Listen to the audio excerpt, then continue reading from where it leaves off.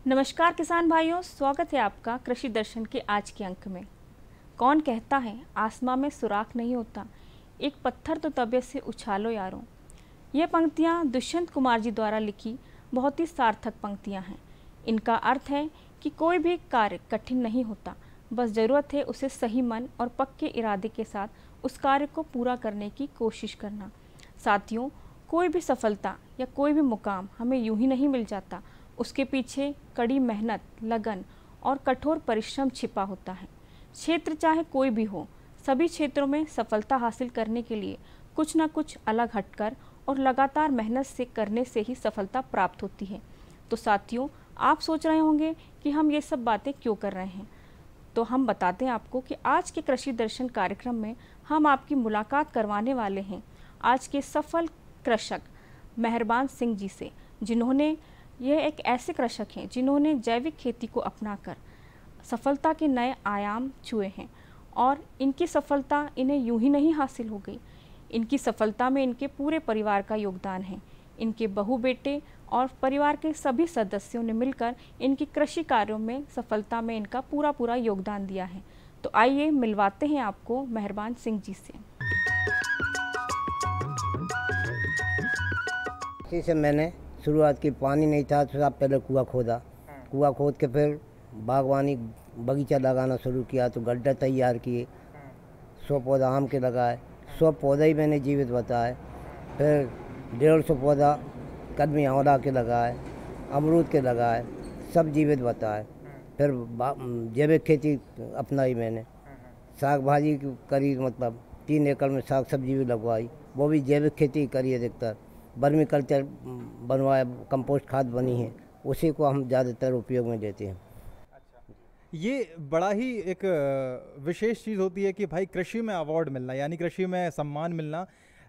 वैसे आपकी जब एजुकेशन की बात करें, पढ़ाई की बात करें, कहाँ से आपने पढ़ाई की, कितनी पढ़ाई की और कृषि में कैसे आपका रुझान बना? मैंने मिडिल पास किया पहले, मिडिल पास करके मैंने बागवानी मतलब विषय लिया। तो बागवानी से मैंने कृषि के लाने बागवानी पढ़ी, तो मैंने मेरा लगाव पेड़ पौधा पर होगा, तो बगीचा लगावा शुरू किया। आज भी मेरे लाने पेड़ पौधे से बहुत लगाव, फलदार नहीं और भी पौधे 200 पौधा मैंने खमीर के लगवाया। सर्वप्रथम आपको, जैसे आपने कहा कि बागवानी में काफ़ी आपका रुझान रहा है और आपने पौधे बहुत ज़्यादा लगाए हैं, तो सबसे पहले आपको अवार्ड जो मिला, यानी जो आपको सम्मान मिला, वो किस चीज़ के लिए मिला था? वो ये कदमी बेर पे मिला मेरे लाने, राशन में जी। ये क्या है, मतलब क्या रहा ये? जो झड़बेरी दरे बोलते हैं उन पर कलम बंधवाई। मगर देखो भाई, ऐसे मोटे हो गए, आपको बताएंगे कि बहुत झड़बेरी क्या बहुत अच्छे पेड़ बन गए।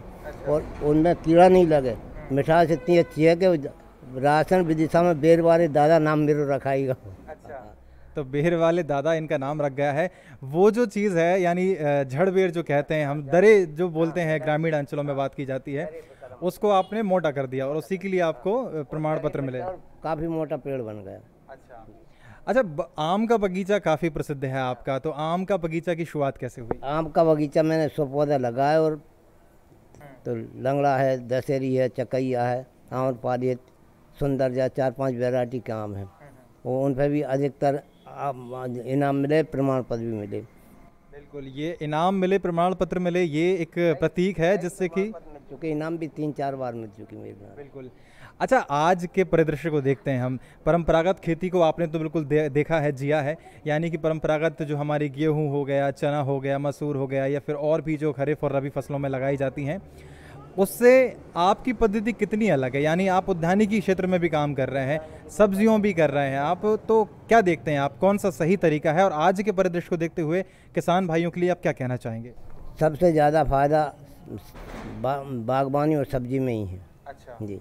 तो सब्जियों में जो परंपरागत हम जो भी करते आ रहे हैं, यानी कि गेहूं, चना, धान, जो भी धान का परिचलन काफ़ी ज़्यादा हो गया है हमारे क्षेत्र रायसेन की अगर बात करें, हम जहाँ बैठे हुए हैं। धान में लागत बहुत होने लगी, कीड़े। हाँ। अच्छा, सब्जियों में लागत का कैसे देखते हैं आप? सब्जियों में लागत कम है, आमदनी ज़्यादा है। अच्छा, में ज़्यादा लागत। ये एक चीज़ होती है कि जैसे आप तो पुराने काफ़ी टाइम से खेती करते आ रहे हैं, खाद का काफ़ी प्रचलन बढ़ गया है आजकल, और जो रासायनिक विधि से हम खेती कर रहे हैं, चाहे कीटनाशकों की बात हो, यानी जो भी हम दवाइयाँ डाल रहे हैं आजकल, तो क्या ज़्यादा हो गई हैं और आप कैसे अभी कर रहे हैं उसको? अब तो जैविक खेती करना चाहिए, और ये नींदनाशक दवा और कीटनाशक दवा भी, जैसे गौमूत्र है, हरी मिर्च है, नीम की निबोरी है, नीम की पत्ती है, लहसुन वगैरह सड़ा के, नहीं 15 दिन सड़ा के और अच्छे छान के उनको मतलब जो तो कीट व्याधि उससे सब नष्ट हो जाती है। बिल्कुल। तो आपका नाम तो बहुत अलग अलग लोगों ने कैसे कुछ कुछ रख दिया है। बेर वाले दादा रख दिया, आम वाले दादा, बगीचे वाले दादा रख दिया।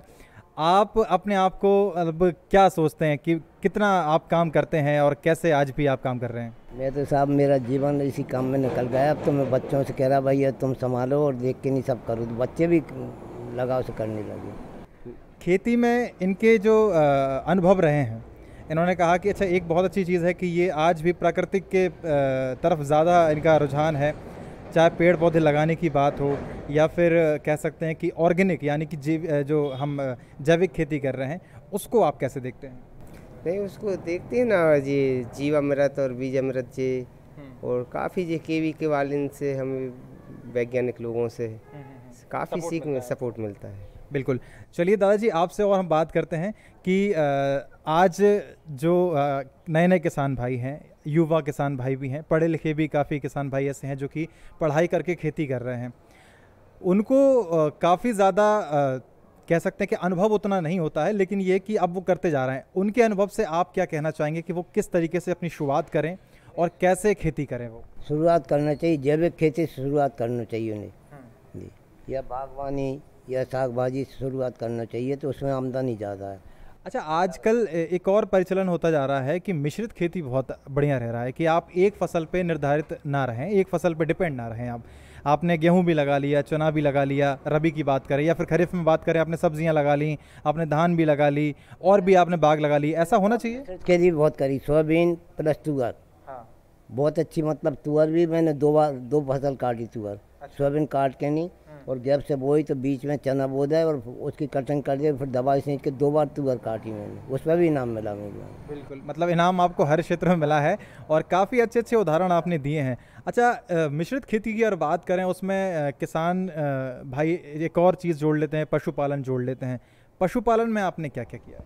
पशुपालन भी मैंने भैंस भी, गाय भी पाली हैं, और आजकल तो प्रथा क्या भैया, गाय भैंस सब छोड़ के भगा रहा है। हमारी एक बच्चिया भी बाहर छूट के नहीं लेती, और आज तक हमने घी दूध कभी नहीं खरीदा, घर का ही मतलब घी का उपयोग में ले रहे हैं।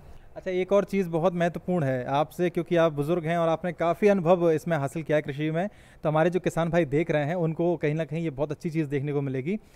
पशुपालन में भी एक बहुत विशेष बात है कि पशुओं को हरा चारा या जो भी हम खाद्यान्न खिला रहे हैं वो स्वच्छ होना चाहिए, क्योंकि दूध फिर वैसा मिलता है। उस पर आपके क्या विचार हैं? अरे हमारे यहाँ तो बिल्कुल स्वच्छ, मतलब हरी घास भी है बगीचा में, देखो आप घास इतनी खड़ी है, दिन भर घास भी काट रहा है, बांध के इन पशुओं को खिला रहे हैं। नेपियर घास भी, नेपियर घास भी पीछे बहुत लगो, नेपियर घास बहुत, एक बार लगा दो 10-20 साल वो तो मिटे ही नहीं। अच्छा, 3-4 बार साल में 3-4 बार काट लो आप। नेपियर घास भी लगो मेरे पास। हाँ। तो ये जो बातें हैं वास्तव में बहुत ही अनूठी बातें इसलिए हैं क्योंकि हमारे स्वास्थ्य के लिए ये सारी चीज़ें बहुत ज़रूरी हैं। स्वास्थ्य इसीलिए ज़रूरी है क्योंकि हम स्वस्थ रहेंगे तो कहीं ना कहीं हमारे जीवन शैली को बहुत ज़्यादा आगे की तरफ हम बढ़ा सकते हैं और कई मुकाम हासिल कर सकते। कहते हैं कि कोई भी इंसान सफल तभी होता है जब उसके पीछे कोई सपोर्ट होता है, और सफलता में बैक सपोर्ट जो होता है वो कहते हैं इंसान के नारी का बहुत बड़ा योगदान होता है। जी हाँ, हम बात कर रहे थे मेहरबान सिंह राजपूत जी से, जिन्होंने कई सफलता हासिल की हैं, लेकिन उनके पीछे क्या सपोर्ट रहा है उनकी घर की महिलाओं का, उनसे हम बातचीत करेंगे। मेहरबान सिंह राजपूत जी ने कई ऐसे अवार्ड जीते हैं कृषि में, और आप भी उनके साथ कितना काम करती हैं आपसे हम जानना चाहेंगे। वे बोलते हैं, वो काम करते हैं, उनके आदेश पे चलते हैं। अब उन्होंने जैसे कई सारे ऐसे काम किए हैं जिन्हें उन्हें सम्मान मिला है, अवार्ड मिला है, तो खेती जब करते हैं वो किसानी जब खेत पे जाते हैं, कितना सपोर्ट रहता है आपका? खेती किसानी आप भी साथ में दिखवाते हैं या फिर कुछ भूमिकाएं बनवाते हैं, कुछ आइडियाज़ देते हैं आप उनको? वो आदेश देते हैं, वो सपोर्ट हम करते हैं। अच्छा, मतलब वो जो ऑर्डर देते हैं उसको आप पालन करते हैं, लेकिन सपोर्ट भी तो कहीं रहता होगा? देते हैं ना, सपोर्ट भी देती हैं, मतलब वो करते हैं तो हम भी साथ में बोलते हैं, करते भी हैं। अच्छा, जाने में हमें कोई दिक्कत नहीं है, हम चले जाते हैं खेत पर। बिल्कुल, और नहीं कहते हैं ना कि जब गौ माता की सेवा भी हम करते हैं। बिल्कुल, पशुपालन में भी महिलाओं का कई ज़्यादा योगदान रहता है कितना काम रहता है, कैसे आप मैनेजमेंट करती हैं कि घर भी देखना है, उनको खाना भी खिलाना है और फिर काम भी करना है, कैसे करते हैं आप? हम कर लेते हैं, वो खेत पे जाते हैं तो गऊ माता बंधी रहती है पशु, तो उसे पानी पिलाना, उसे चारा डालना, ये काम हम कर लेते हैं घर पर। अच्छा, खाना की बड़ी भूमिका होती है और हम बात जब से ही कर रहे हैं कि ऑर्गेनिक खाना हम लोग यहाँ पर देख रहे हैं, खाना कितना ज़रूरी है क्योंकि एक कृषक होता है वो काफ़ी मेहनत करता है, तो टाइम से खाना खाना ये भी बहुत रहता है। कैसी आपका पूरा एक शेड्यूल रहता है खाने का? खाना टाइम से खिलाना पड़ता है, बोलना पड़ता है, सुबह नाश्ता मतलब, और फिर दोपहर में खाना सब। तो मेहरबान सिंह राजपूत जी के घर पे हम आए हुए थे और उनकी जो घर की महिलाएं हैं उनसे भी हमने चर्चा की कैसे उनका दिनचर्या रहता है, कैसे वो सपोर्ट करती हैं और कैसे एक सफल कृषक को सफल बनाने में उनकी भूमिका रही है, ये हमने उनसे जाना। बिल्कुल। अच्छा, ये जो अपशिष्ट होता है, ये जो सफाई होती है, कचरा जो निकलता है या फिर जो हरा जितना भी ये जो खरपतवार कह सकते हैं इनको निकालते हैं, इसका इस्तेमाल कहीं कर सकते हैं हम? इसको हम नाड़ में करते हैं, नाड़ में डालते हैं, कुछ गोबर डाल देते हैं तो इसकी जैविक खाद बन जाती है, तो फिर ये पौधों में ही उपयोग ले लेते हैं 1 साल। अच्छा, मतलब यहीं का कचरा निकाल के इसी को खाद बना के हाँ, खाद बना के अपन जैविक के रूप में इन पौधों में ही अपन खाद में उपयोग करते हैं। अच्छा, तो ये जो पेड़े आज हम देख रहे हैं ये सारे जैविक पेड़े कह सकते हैं इनको, आपने इनमें जैविक खाद का ही इस्तेमाल किया? जैविक का ही। कोई रासायनिक खाद का कभी इस्तेमाल ऐसा होता हो तो? रासायनिक खाद कभी करते ही नहीं, हम तो जैविक खाद ही करते हैं। सब्जी में, बागवानी में हम जैविक खेती करते हैं। एक और चीज़ है, जैसे कि हम पेड़ देख रहे हैं, इस पे कभी कभी पेड़ पे, पत्तियों पे, टहनियों पे कोई अगर कीट लग जाता है तो ऐसी अवस्थाओं में सतत निरीक्षण आप करते होंगे, और क्या क्या चीज़ें हैं, आप छिड़काव कैसे करते हैं, उनका समाधान प्रबंधन कैसे करते हैं? दवाई डाल देते हैं हम, या तो जैविक दवाई बना लेते हैं गौमूत्र की, और नीम की जो निबोली और पत्ती हैं उसको सड़ा के, नहीं लहसुन, हरी मिर्च वगैरह सड़ा के, अकौगा के पत्ते, तामेश्वर पत्ती जो सड़ा के 8-15 रोज सड़ाते हैं और छान के स्प्रे करते हैं तो मतलब सबकी मर जाते हैं। बिल्कुल, तो कहीं ना कहीं ये बहुत ज़रूरी है और अपशिष्ट का इस्तेमाल करके ही हम अगर खाद बना लें और उसी खाद से हम जैविक तरीके से अगर फल और फूल, सब्जियां या हमारी फसल को ले लें तो बहुत ही ज़्यादा स्वस्थ ये चीज़ है हमारे शरीर के लिए और स्वच्छ भी है। जैसे कि अभी बात हमने की कि इसी का खाद बनाया खरपतवार का और इसी को इस्तेमाल कर लिया, आप ऐसे खेती में भी इस्तेमाल करते हैं कोई चीज़? नहीं, जय खाद खरपतवार का सब्जी वगैरह में भी डाल देते हैं, उससे भी लाभ मिलता है। अच्छा, ये जो आप जो गौ पालन होता है या फिर पशुपालन भी होता है कई तरीके के, तो उससे आप कितना खाद बना रहे हैं या फिर उसका इस्तेमाल यहाँ कैसे कर रहे हैं? नहीं, उसका खाद तो ये है कि 1 साल में तो पूर्ति होती नहीं पूरी ज़मीन में, एक बार इस तरफ डाला, दूसरी साल इस तरफ डाला, तीसरी साल इस तरफ डाला, तो उससे बिछा के जैविक से अच्छी फसल होती है और लाभदायक होती है। रायसेन जिले के ग्राम ढकना चपना में हम आए हुए हैं और मेहरबान सिंह राजपूत जी से हम बात कर रहे हैं जो कि उन्नत कृषक हैं और उन्होंने किस तरीके से अपनी उपलब्धियां हासिल की उसके बारे में हम चर्चा कर रहे हैं। तो दादाजी हमारे साथ हैं और काफ़ी पुराने अनुभवों के साथ और वो अपनी जानकारियाँ दे रहे हैं। दादाजी, पहले के समय में अगर हम देखें तो उतने रोजगार हुआ करते थे और आज के समय में कितने रोजगार उत्पन्न हो रहे हैं खेती किसानी से? नहीं, पहले खेती में एक ही फसल लेते थे, गेहूं की अकेली। अब गेहूं 2 फसल ले रहे हैं, धान ले रहे हैं, सोयाबीन ले रहे हैं, गेहूं ले रहे हैं, बागवानी पेड़ पौधा लगा रहे हैं, फूलों की खेती कर रहे हैं, साग सब्जी की खेती कर रहे हैं, तो इसलिए दूसरे लोगों को भी रोजगार मिल रहा है। एक आदमी तो कर नहीं सकता, 10 आदमी लगाना पड़ेगा। फूलों की खेती में निंदाई गुड़ाई की ज़रूरत होती है, साग सब्जी में निंदाई गुड़ाई की ज़रूरत होती है, बागवानी में भी ज़रूरत होती है, तो इसलिए खेती लाभ का धंधा बन सकता है, आदमी अच्छे ढंग से करे। अच्छा, जैविक खेती करे, एक गाय से 1 एकड़ में जैविक खेती आराम से हो सकती है यदि किसान दिमाग से काम करे, क्योंकि अपन ये कचरा, नींदा, डंठल मंठल नारियल में डाल के नहीं और ऊपर से गोबर डाल दो और थोड़ी मिट्टी के लेप लगा दो, तो एक गाय से 1 एकड़ में आराम से हो सकती है। बिल्कुल, बड़ा महत्वपूर्ण बात है। और एक और महत्वपूर्ण बात ये है कि आजकल हम देख रहे हैं कि कचरा जो प्रबंधन होता है, यानी कह सकते हैं कि जो कूड़ा कचरा जितना भी है हम उसको, खरपतवार है, हम उसको प्रबंधन सही तरीके से करें तो उसका हम इस्तेमाल सही कर सकते हैं। एक बड़ा गंभीर विषय है आज के समय में जो खरपतवार है या फिर जो हम कह सकते हैं कि हमारी जो नरवाई है उसका प्रबंधन बड़े गलत तरीके से हो रहा है और आग का जो लगाने का जो प्रचलन बढ़ता जा रहा है, कितना गलत कितना सही है और कैसे आप इसको देखते हैं? बिल्कुल गलत है साहब। एक तो उपजाऊ जो जीवाणु हैं वो नष्ट होते हैं और पेड़ पौधा भी जलते हैं उससे। कभी नहीं जलाना चाहिए। जो डंठल वगैरह हैं गेहूं के जो निकलते हैं ना, उसको नाडिप में यदि या नाडिप भी नहीं बनाओ तो गड्ढा खोद दो, गड्ढा में बड़े बड़े गड्ढा में डाल के ऊपर से थोड़ा गोबर डाल के मिट्टी से लेप दो तो जैविक खेती बढ़िया हो सकती है, अच्छी खाद बनेगी जैविक। मगर आजकल लोग बाग क्या है, गेहूं कटे और आग लगा देते हैं, उससे बहुत नुकसान हो रहा है, खेती बहुत ख़राब हो रही। उसका प्रबंधन की बात करें तो नरवाई प्रबंधन आप कैसे करते हैं? आप मतलब किस तरीके से आपकी नरवाई को? क्या है वो रोडावीटर चलवा के अब तो बारीक हो जाती है। अब तो नई नई तरह तरह की मशीन आ रही हैं तो उससे बिल्कुल रोडावीटर चला के धूल कर देती है तो मिट्टी मिल जाती है। बायो कंपोस्ट भी छिड़काव करते हैं? हाँ करते हैं ना, बायो कंपोस्ट करते हैं। तो ये बड़ा बढ़िया चीज़ है और इस तरीके से हमारे किसान भाई जो हैं कचड़े का इस्तेमाल करके ही खुद की खेती में इस्तेमाल करते हैं और उससे कई गुना ज़्यादा मुनाफा भी कमाते हैं, क्योंकि जो व्यय होता है हमारी दवाइयों पे होता है, हमारे छिड़काव पे होता है, तो जो रासायनिक विधि से हम जो व्यय करते हैं वो कहीं ना कहीं कंट्रोल होता है, काबू में आता है और हमारी जो लागत है वो कम हो जाती है और आय जो है निश्चित रूप से बढ़ जाती है।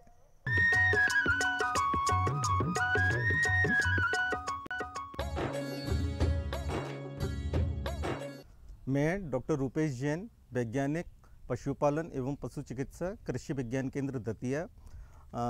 आप लोग देख रहे हैं कृषि विज्ञान केंद्र दतिया में किसानों के लिए हमने कई प्रदर्शन इकाइयाँ लगाई हुई हैं, जिसमें से एक प्रदर्शन इकाई है बकरी पालन की, दूसरी प्रदर्शन इकाई है मुर्गी पालन की और तीसरी प्रदर्शन इकाई है हाइड्रोपोनिक्स हरा चारा उत्पादन की।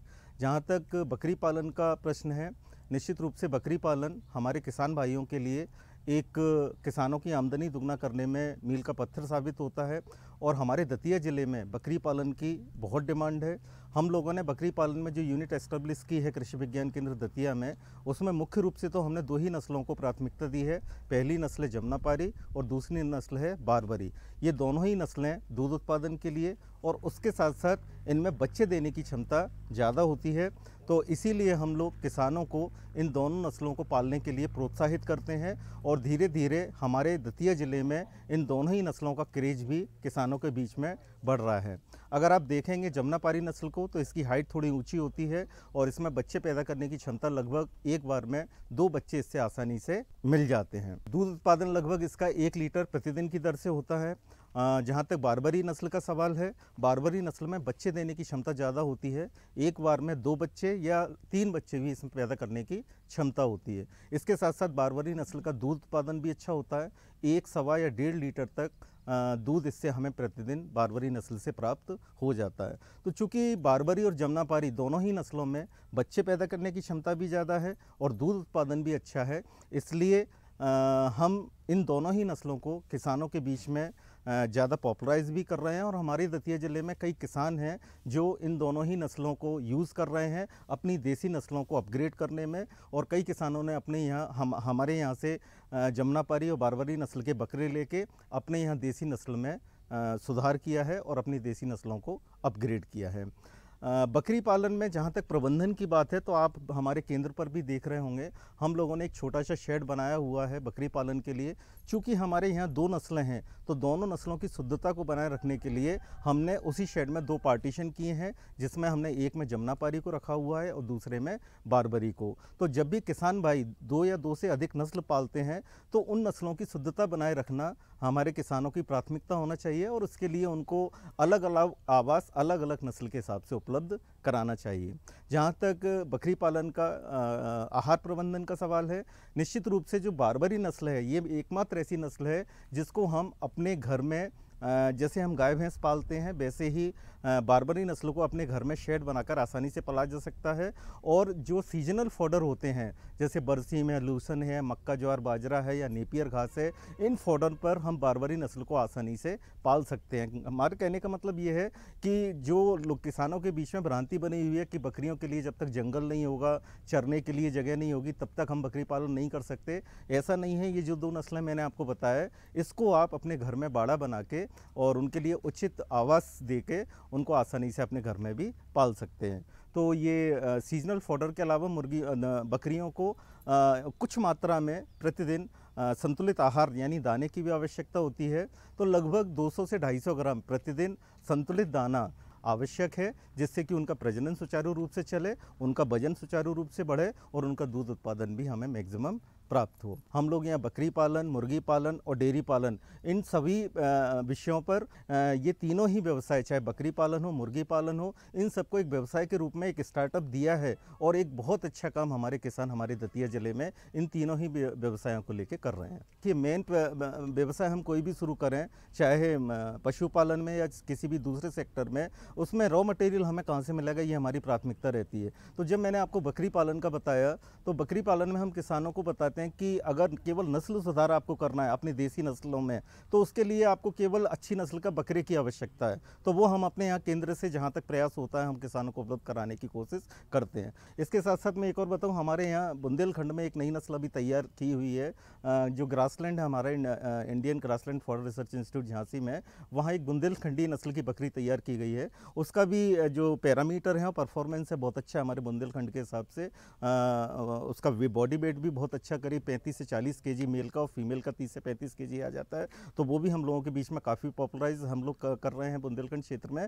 और उसके जहाँ तक बकरे हैं वो हमने किसानों को नस्ल सुधार के लिए कुछ उपलब्धि भी, मैं किसानों को जो खासकर युवा हैं जो रोजगार की तलाश में, मैं उनको यही एक बात बताना चाहूँगा, संदेश भी देना चाहूँगा कि हम लोग रोजगार की तलाश में बाहर जाते हैं जबकि रोजगार उनके गाँव में ही उपलब्ध है। ये जो छोटे छोटे व्यवसाय हैं, चाहे बकरी पालन हो, मुर्गी पालन हो, इनको यदि वो एक वैज्ञानिक तरीके से और एक पर्टिकुलर प्रशिक्षण लेके कि क्योंकि ये हाईली टेक्निकल काम है, इसको हम लोग बरसों से हमारे किसान करते आ रहे हैं, पर हम वो क्यों फेल हैं, क्योंकि वो तकनीकी रूप से उस काम को नहीं कर रहे। जब वो उसमें तकनीकी लगाएंगे और जो वैज्ञानिक बता रहे हैं उस तरह से अगर वो उस काम को करेंगे तो निश्चित रूप से उनको फायदा होगा। तो साथियों, आपने देखा कि कृषि क्षेत्र में मेहरबान सिंह जी ने किस तरह से मेहनत करके सफलता हासिल की, और किसी ने कहा भी है कि मंजिलें उन्हीं को मिलती हैं जिनके सपनों में जान होती है। पंखों से कुछ नहीं होता, हौसलों से उड़ान होती है। तो साथियों, आज के कृषि दर्शन कार्यक्रम में बस इतना ही। अगले अंक में फिर कुछ नई जानकारियों के साथ हाजिर होंगे। तब तक के लिए मुझे दीजिए आज्ञा। नमस्कार।